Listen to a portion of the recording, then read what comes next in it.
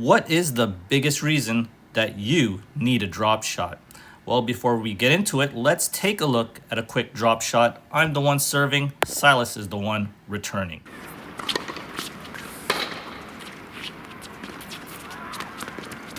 Back when I was a junior back in the 1990s, maybe prehistoric times to many of you, I never attempted to do any drop shots. Drop shots were actually frowned upon back then. I remember Brad Gilbert, former tennis coach of Andre Agassi and Coco Gauff as well, he reasoned that drop shots were ineffective, and his thinking process was like, why hit a drop shot when you could hit something very hard, very powerful, very clean, and a top spin like ball, right?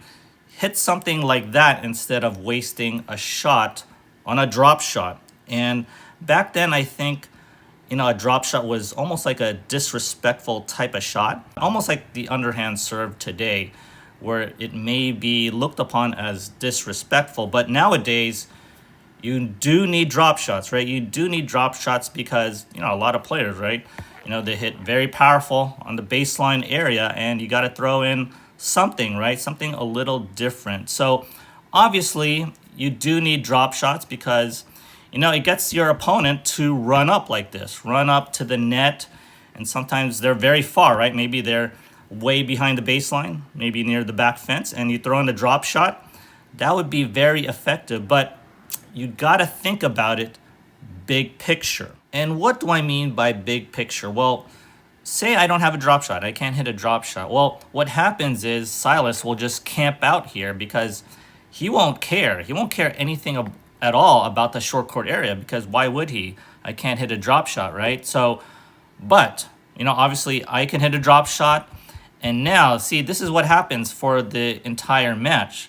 He knows that I could hit a drop shot, and now he's forced to react, right? He's forced to react to anything I do instead of expecting or anticipating anything I do, right? So I could hit a drop shot.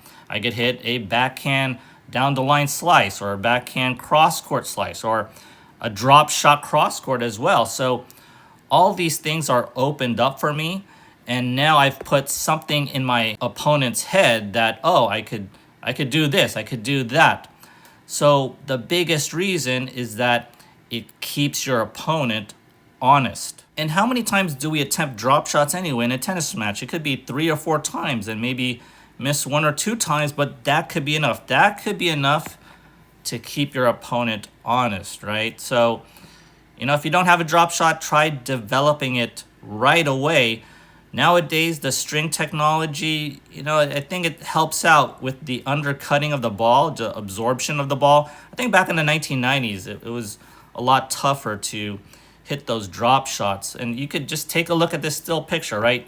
You don't really know what I will do. I could hit a backhand slice cross court or a drop shot. Could be anywhere, and that's the whole point of these drop shots. You got to put something in your opponent's head. So work on this shot, and I think you'll be a much better tennis player. If you enjoyed this video, kindly do me a favor and hit that like and subscribe button. As always, thanks for watching, and I'll see you next time.